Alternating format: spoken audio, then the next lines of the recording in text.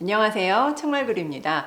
오늘은 책을 좋아하는 아이로 기르기 위해서 깨야 하는 편견 4가지, 그리고 우리 엄마 아빠들이 아이를 위해서 그렇다면 무엇을 해줄 수 있는지에 대한 방법을 한번 제시해 보려고 합니다.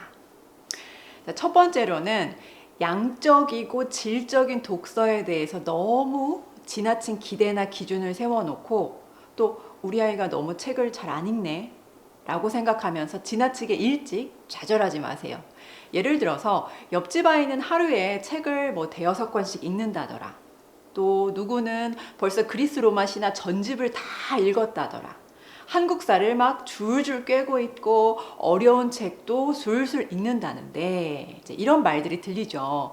물론 많이 읽고 또 잘 읽으면 좋겠지만 우리 아이와 옆집 아이는 엄연히 다른 존재잖아요. 하물며 우리 부모님과 아이도 다른 존재고 다른 영역이 존재한다는 사실을 잊으시면 안 될 것 같아요.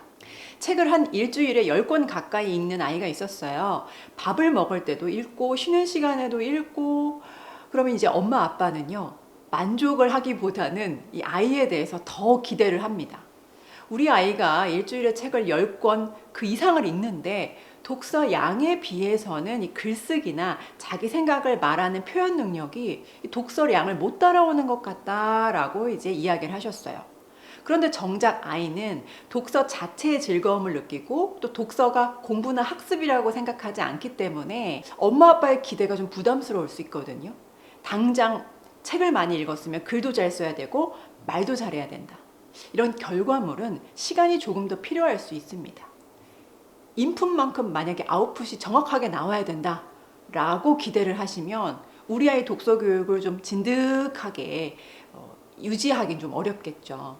두 번째는요, 아이들이 싫어하는 거 알려드릴게요. 제가 예전에 가르친 아이가 선생님, 저는 가족들과 함께 2시간씩 매일 밤 독서 시간을 갖는다고 이야기를 하더라고요. 그런데 제일 싫은 게 엄마가 불러서 책을 다 읽으면 주인공 누구니? 줄거리는 뭐니? 느낀 점은 뭐니? 이렇게 책 읽은 내용을 확인한다는 거예요. 아이들이요, 제일 싫어하는 게 바로 책 읽고 나서 엄마 아빠가 물어보는 겁니다. 책을 잘 읽게 하려면 먼저 아이가 책 읽는 행위 자체가 즐거워야 하는데, 확인을 하다 보면은 책 읽는 즐거움이 줄어들어요. 만약에 아이가 책 읽기가 즐거웠으면 엄마한테 먼저 달려가서 책 내용을 막 설명해 주려고 할 거고요. 고학년 이상 되면은 사춘기도 있고 그렇기 때문에 굳이 본인이 읽은 책에 대해서 주저리 미주알 고주알 엄마 아빠한테 이야기 안 할 수도 있습니다.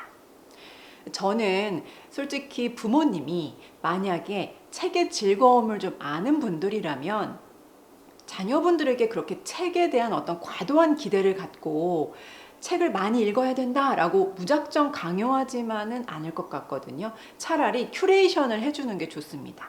아이의 성향과 취향을 잘 관찰한 다음에 어떤 책을 주면 이 아이가 좋아하겠다, 이렇게 책을 선택해 주시는 거죠.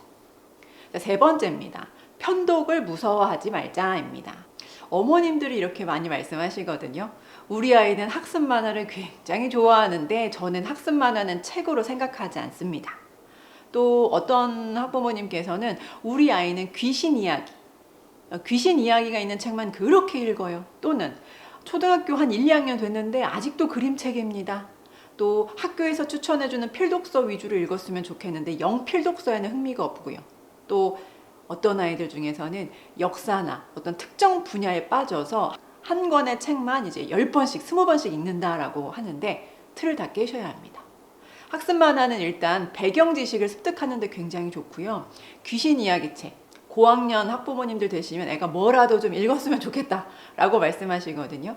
이 귀신 이야기 책이 학습에 도움이 되지 않는다는 생각 때문에 우리 아이가 귀신 이야기 책을 즐겁게 읽고 있으면 그게 놀이지 학습은 아니지 않나? 이런 생각을 하실 수 있는데, 속된 말로 게임기보다는 귀신 이야기 책 읽는 게 낫습니다.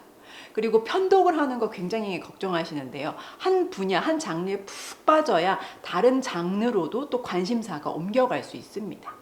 물론 필독서도 좋지만 아이의 취향이 먼저입니다. 우리 어른들도 베스트셀러라고 해서 집었는데 나랑 별로 잘 맞지 않거나 생각보다 재미없었던 경우 있잖아요. 네 번째입니다. 두꺼운 책, 어려운 책, 있어 보이는 책, 또래보다 수준이 높아 보이는 책. 자, 즉 선행 독서에 대한 틀도 조금은 내려놓으시면 좋습니다. 저는 아이들을 가르치다가 지나치게 높은 수준의 책으로 공부를 하다가 흥미를 잃고 책 읽기를 숙제처럼 하게 된 아이들을 현장에서 볼 때가 있어요. 그러면 다시 어떻게 이걸 끌어올려줘야 되나 걱정이 되거든요. 왜냐하면 한번 좌절된 마음은 잘 돌아오지를 않습니다. 그래서 학부모님들에게 말씀드리고 싶습니다. 자, 즐거운 책을 주세요. 부담스러운 책을 주면 안 됩니다. 또 아이가 읽고 싶어하는 책을 주시고 아이가 어떤 장르의 책을 좋아하는지 취향을 파악하는 게 우선입니다. 아이의 손도 대려고 하지 않는다, 우리 아이는 책에. 그러면 성취감을 느낄 수 있고 한 권을 좀 빨리빨리 읽어낼 수 있는 그림책, 얇은 책부터 시작해야 합니다. 학습 만화도 좋고요. 귀신 이야기 책도 좋습니다. 아이의 어떤 학습적인 성장을 위해서 이 엄마 아빠가 짜놓은 타이트한 독서 계획 로드맵이 실상 존재한다고 생각하면 로드맵을 잘 따라오는 아이라면 모르겠지만요. 제 경험상 책이 너무 좋아요. 책 추천해 주세요. 선생님 책 빌려주세요. 소위 말해 책을 옆에 끼고 사는 아이들은 한 200명 중에 서너 명 될까 싶어요. 아이가 평생 살아가면서 인생의 힘든 부분을 책에서 해결책을 찾거나 영화 보기나 운동하기처럼 일상적인 취미에 독서를 끼워 넣을 수 있는 아이로 키우게 하고 싶다면 책 읽기는 즐거워야 하고 또 책을 딱 들었을 때 숙제처럼 여기지 않고 아이들 마음이 가벼워야 합니다. 다시 한번 당부 말씀드리면서 마치겠습니다. 고맙습니다.